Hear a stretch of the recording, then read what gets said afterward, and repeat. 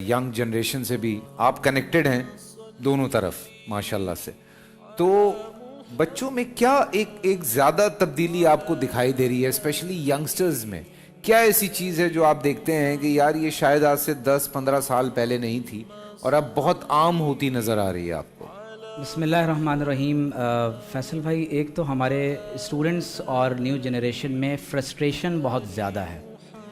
جس تیزی کے ساتھ گلوبلائزیشن کے اس دور میں ذرائع اسفار ایک دوسرے کے بہت قریب اور تیز ترین ہو گئے، سوشل میڈیا کی وجہ سے لوگوں کا تنہائی کا تعلق بہت زیادہ بڑھتا چلا گیا ہے، اور دوسری امپورٹنٹ بات یہ ہے کہ بہت سارے کیپٹلسٹک یعنی آؤٹ لک کی وجہ سے معاشرے میں جو ہمارے ہاں بڑھتی ہوئی آبادی اور اس کے ساتھ ساتھ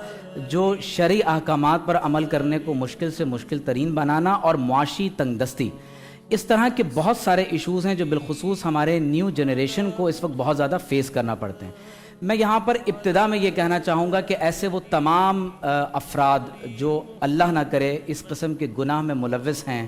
وہ مایوس نہ ہوں، کیونکہ شیطان یہ کرتا ہے کہ وہ سب سے پہلے آپ کو احساس محرومی کے بعد ڈپریشن میں لے جاتا ہے، اور پھر اس کے بعد انسان اس گناہ پر اصرار کرتا رہتا ہے۔ قرآن مجید میں اللہ تعالیٰ نے فرمایا کہ جو لوگ بدکاری کا ارتکاب کرنے کے بعد اللہ سے سچے دل سے توبہ کر لیں تو فرمایا فَأُولَئِكَ يُبَدِّلُ اللَّهُ سَيِّئَاتِهِمْ حَسَنَاتٍ، اللہ تبارک و تعالیٰ صرف گناہوں کو معاف نہیں کرتا بلکہ ان کے گناہوں کو نیکیوں سے تبدیل فرما دیتا ہے۔ سبحان اللہ۔ اور ایک اور جگہ قرآن مجید میں فرمایا کہ قُلْ يَا عِبَادِيَ الَّذِينَ أَسْرَفُوا عَلَىٰ أَنفُسِهِمْ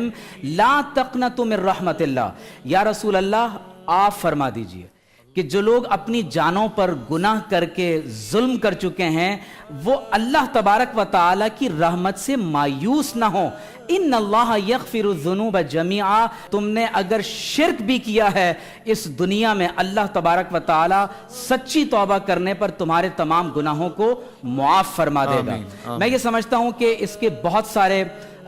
ایسے معاشرتی اسباب ہیں جس کی وجہ سے بتدریج اس طرح کے گناہوں کے اندر اضافہ ہو رہا ہے۔ اس میں ایک بہت امپورٹنٹ جو بات ہے وہ یہ ہے کہ لوگوں کے اندر بتدریج جیسے جیسے مادہ پرستی بڑھتی چلی جا رہی ہے اور زیادہ سے زیادہ ایکیومولیشن آف ویلتھ اور ان لمیٹڈ وانٹس کی تکمیل، انسان کی زندگی کا مقصد جب خواہشات کی تکمیل بن جائے تو پھر وہ حلال اور حرام کی تمیز کو مکمل طور پر نظر انداز کر دیتا ہے۔ دیکھیے حضور علیہ الصلوۃ والسلام کا یہ فرمان کہ لا یزنی الزانی حین یزنی وہو مؤمن، جب کوئی نعوذ باللہ زنا کا ارتکاب کرتا ہے، بدکاری کا ارتکاب کرتا ہے تو دل سے ایمان نکال لیا جاتا ہے۔ اس وقت بہت سارے لوگ جو ایتھیزم کی طرف جا رہے ہیں یا ایگنوسٹکس ہو رہے ہیں، اس کی ایک بہت بڑی وجہ یہ ہے کہ پورنوگرافی کی وجہ سے لوگ بتدریج نعوذ باللہ من ذالک ایسے حرام کاموں کی طرف متوجہ ہو رہے ہیں۔ اس میں ایک اور امپورٹنٹ بات یہ ہے کہ نبی کریم صلی اللہ علیہ وسلم نے بالخصوص نوجوانوں کو حکم دیا ہے، فرمایا کہ یا معاشر الشباب من استطاع منکم الباءۃ فلیتزوج۔ ہمارے ہاں اس وقت بدکاری کو بہت آسان اور سستا کیا گیا ہے،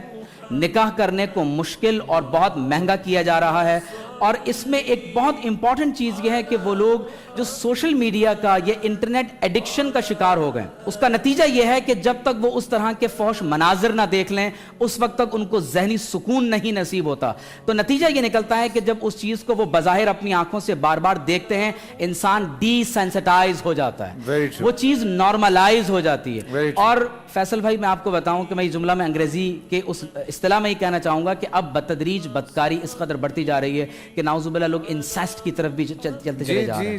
تو نتیجہ یہ ہے کہ معاشرہ بہت تیزی کے ساتھ تباہی کی طرف بڑھ رہا ہے۔ حضور علیہ السلام نے فرمایا جس معاشرے میں بدکاری پھیلتی ہے ان معاشروں میں موت کی کثرت ہوتی ہے۔ ایڈز، HIV، بلیک ڈیتھ، آپ طرح طرح کی بیماریاں معاشرے میں دیکھ رہے ہیں۔ اللہ تعالیٰ پاکستان کو اس سے محفوظ و مامون فرمائے۔ اللہم صلی علی محمد